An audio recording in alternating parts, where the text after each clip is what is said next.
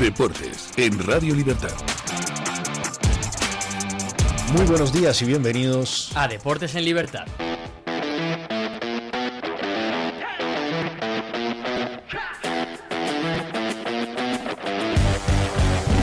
Muy buenos días, Guillermo Díaz. Don Eric Gutiérrez. Un martes más aquí en Deportes en Libertad, con menos deporte del habitual, pero sigue habiendo cosas, porque... Sí, no, hay deporte, pero... Sí, digo menos deporte del habitual. Menos fútbol, podemos decir. Bueno, también el tenis... Bueno, sí, vamos a decir menos fútbol. Estamos oficialmente en fecha FIFA. Efectivamente, acaba de empezar. Pero empezamos por el fútbol nacional, porque el Madrid ha anunciado que va a apelar, va a presentar un recurso por la roja a Valverde en el derbi madrileño. Exactamente, el Real Madrid ha formalizado un recurso ante el Comité de Disciplina para anular la tarjeta roja que Federico Valverde vio en el derbi contra el Atlético de Madrid. El club aportará pruebas de vídeo para demostrar que el uruguayo intentó tocar el balón en esa entrada que hizo al jugador del Atlético de Madrid, Baena. El acta de Munura Montero refleja que hubo fuerza excesiva, pero que el jugador no iba a por el balón, no iba a disputar el balón, por lo cual el Real Madrid dice que el acta está errónea,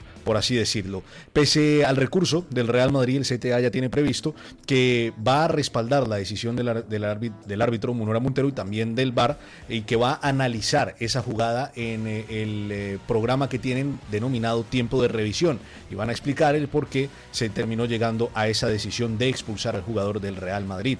El centrocampista se expone a una sanción de 2 partidos, es decir, se podría perder el partido contra el Mallorca y el partido contra el Girona, ambos por liga, el Mallorca en condición de visitante, Girona en el Estadio Santiago Bernabéu. El Real Madrid espera que, al no ser una ocasión manifiesta de gol y existir pruebas que según ellos tienen de vídeo en los que se demuestra que el pie de Valverde no iba directamente a buscar el pie de Baena, sino a buscar el balón, y que es Baena quien termina tocando la pelota y que por eso termina habiendo ese choque entre ambos jugadores, pues que al final confían en que el CTA pueda revertir la tarjeta roja, cosa que yo creo que es muy difícil. También en clave Real Madrid, le voy a contar, Eric Gutiérrez, a usted y a los oyentes, que Kylian Mbappé ha roto su silencio sobre las molestias físicas que tenía, y ha dicho que,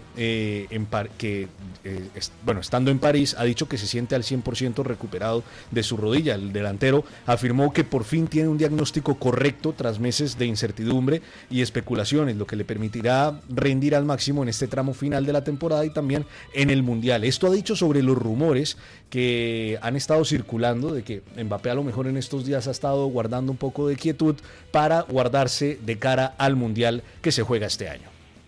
Yo he visto que la gente ha hablado del tema del Mundial. Yo he jugado 2 Mundiales. Yo he ganado 1, el otro yo he hecho final. ¿Cómo yo he preparado los Mundiales? Jugando todos los partidos con mi club. Para mí es clarísimo que quiero jugar todos los partidos con el Real Madrid. ¿Por qué voy a cambiar la manera de preparar mi Mundial? Voy a decir, voy en mi casa, no juego y... Son tonterías.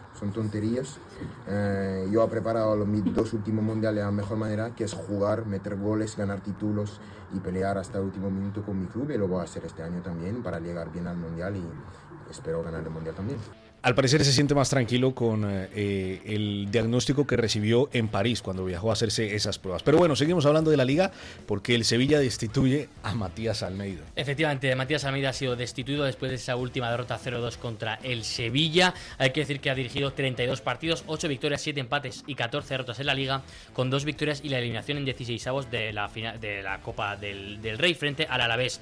43 goles a favor, 52 en contra. Hay que decir que en estos momentos está a 3 puntos del descenso, que lo marca el Mallorca, y que va a ser otro entrenador el que va a estar en el próximo partido contra el Oviedo el próximo 5 de abril.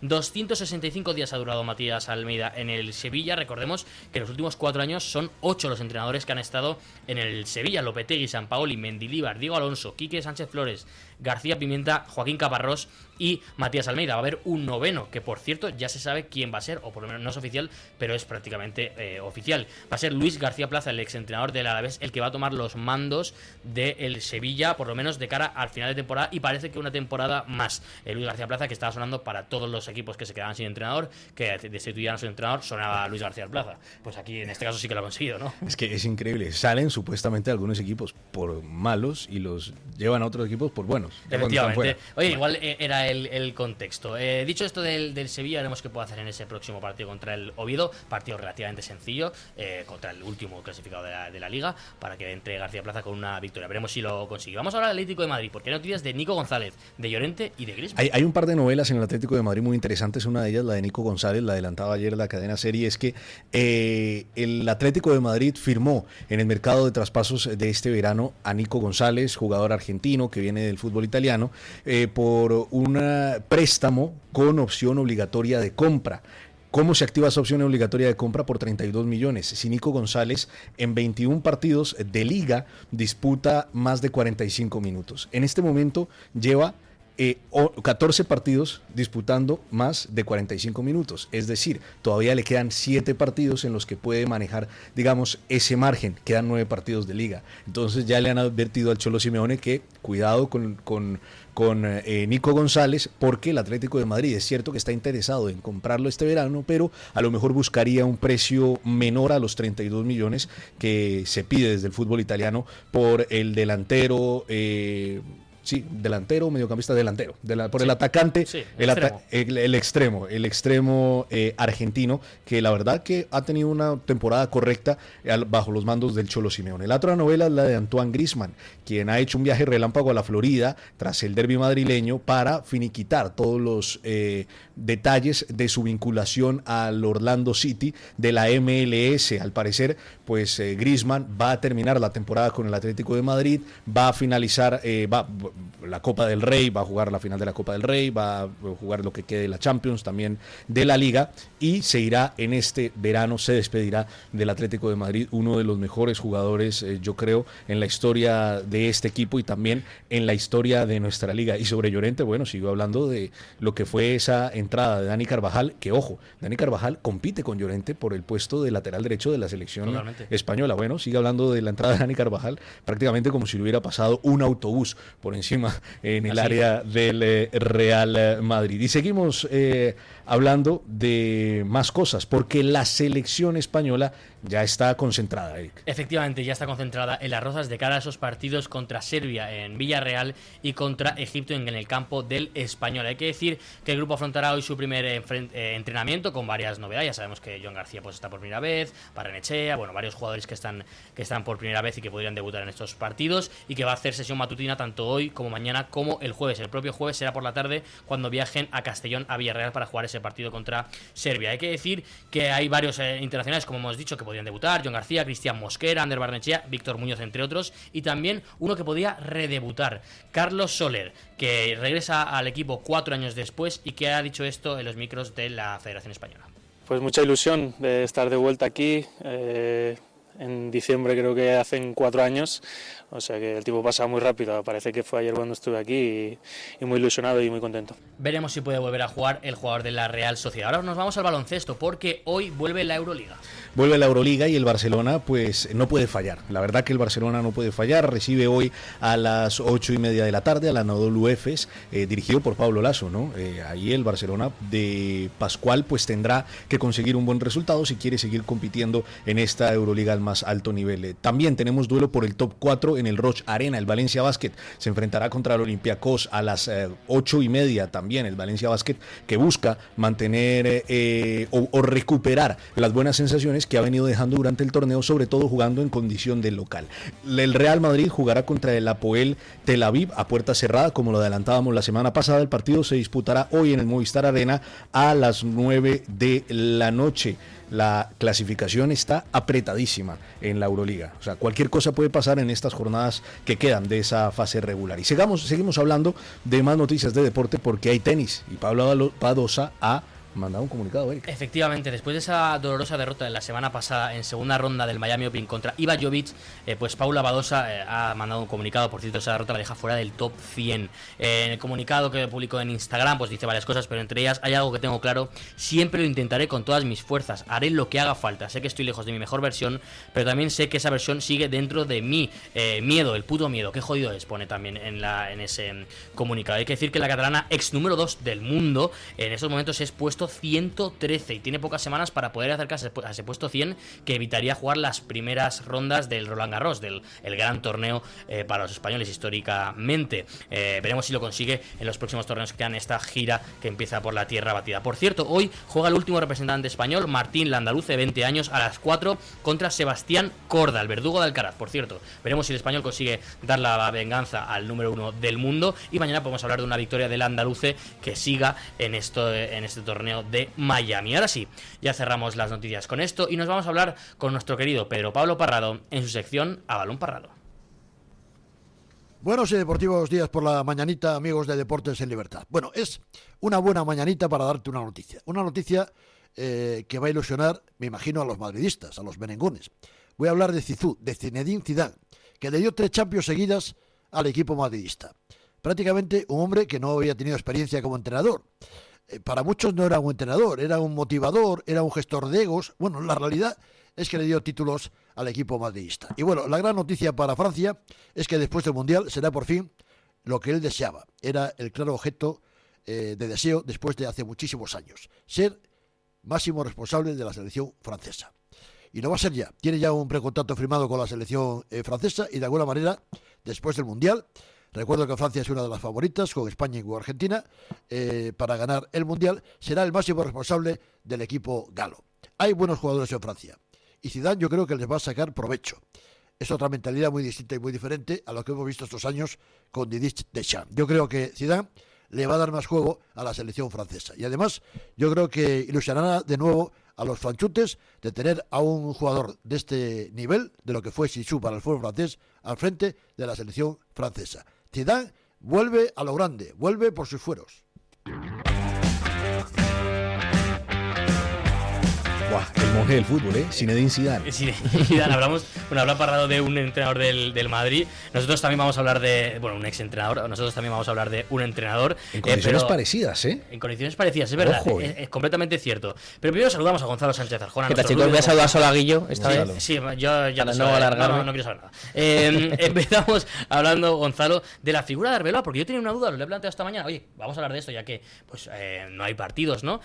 Oye, ¿Arbeloa se está ganando quedarse el año que viene? ¿Es un espejismo? ¿Qué estamos viendo? Bueno, de momento Arbeloa ya tiene contrato para el año que viene. Firmó por media temporada y una temporada más adicionalmente. Hablaba Parrado de Zinedine Zidane y es que las coincidencias con la llegada de Arbeloa son muchísimas a lo que sucedió en ese momento cuando llegó Zinedine Zidane en el 2016 al banquillo del Real Madrid. Recordemos que el Real Madrid estaba eliminado de Copa. Bueno, en esta ocasión Arbeloa es el que termina eliminando al Real Madrid de la Copa del Rey, pero el Real Madrid termina consiguiendo resultados muy importantes, dándole un cambio de imagen al equipo que dejó en su momento Rafa Benítez. Ahora Arbeloa le da un cambio de imagen al equipo que dejó en esta ocasión Xabi Alonso. Simplemente hay que decir, es un equipo donde Vinicius está siendo protagonista, cosa que no era con Xabi Alonso. Con Xabi Alonso, lo mismo Valverde, que no se sentía bien, lo ha recuperado Arbeloa. Hay jugadores que están recuperando un nivel importante en un tramo definitivo para esta temporada, y yo creo que es lógico que en este momento nos estemos preguntando la pregunta que se hace Eric. Bueno, Arbeloa parecía un interino, pero ¿se puede quedar? A ver, yo creo que no se va a quedar. O sea, creo que al final cuando echan a Xabi Alonso es un marrón para el Madrid y para cualquier entrenador. Y yo creo que dicen, bueno, ningún entrenador va a querer venir. La primera opción era Klopp y dijeron, bueno, ¿quién tenemos? En este caso era Arbeloa, que ya venía de categorías inferiores, que aparentemente lo había hecho bien, había conseguido algunos ascensos, algunos títulos con infantiles o alevines y cosas de estas. Y bueno, al final no le queda otra Arbeloa. Está dando resultados buenos, porque el Madrid está ganando, quitando 4 partidos. Pero yo tampoco veo un cambio en el juego del Madrid que diga, buah, es que han pasado de jugar a nada a increíble. O sea, yo creo que sí que ha cambiado la actitud de muchos jugadores. Creo que Vinicius sí que se ha reenganchado. Creo que Valverde sí que se ha reenganchado, pero creo que era por más rencillas que había igual con Xavi, que no terminaban de llevarse bien. Y yo creo que al final eso mentalmente te afecta en el juego y paso, no juego. Entonces yo creo que sí, ha mejorado el equipo en cuanto a actitud. En cuanto a juego, no veo yo un juego increíble del Madrid. Y yo creo que por muy bien que lo haga Arbeloa, incluso aunque gane la Champions, yo creo que el Madrid va a terminar cambiando de entrenador. Pero que tampoco había un juego increíble con Xavi. No. Bueno, pero para mí las primeras jornadas del Madrid, hasta que pierde el Madrid contra el Atleti en ese 5-2, para mí el Madrid sí que me gustaba cómo estaba jugando. Lo que pasa que luego quita a Güler por Bellingham y ahí yo creo que ya empieza a ver los problemas. A ver, yo tengo dudas. Yo no me gustaba especialmente Madrid con Xabi Alonso, no me gustaba el Madrid con Ancelotti el año pasado. Con Arbeloa no me ha gustado hasta ciertos partidos que hemos visto. Ahora hay que decir que Arbeloa cuando llega cae en Copa, no es culpa suya evidentemente, tiene los problemas sí, porque en la Copa alinea un montón de Tuvo tres días para entrenar, muchos jugadores se borraron. Sí, para mí no es, o sea, es uno de los culpables, pero no el principal culpable. Pierde contra el Benfica, le deja fuera del top 8, tiene esas 2 derrotas seguidas en Liga contra Getafe y Osasuna, empieza mal Arbeloa, hay que decirlo, gana ciertos partidos porque no son todos seguidos, pero empieza mal la situación, pero creo que hay un cambio, un clic de repente en el equipo, y no creo que sea por juego, creo que es más por mentalidad. 2 jugadores que los mencionabas tú, Vinicius y Valverde, que yo creo que eran los grandes señalados con Xabi Alonso, por el propio entrenador, me da a mí la y Bellingham un poco. Bueno, yo creo que menos, más por Bellingham todavía no lo hemos visto con Arbeloa. Entonces, creo que eran los grandes señalados, son los que empiezan a jugar mejor con Arbeloa desde un punto, que es ese gol contra el Celta de Vigo en el último minuto de Valverde, un partido malo del Madrid, pero que acaba en victoria. Creo que eso provoca cierto crédito a Arbeloa también dentro quizá del vestuario.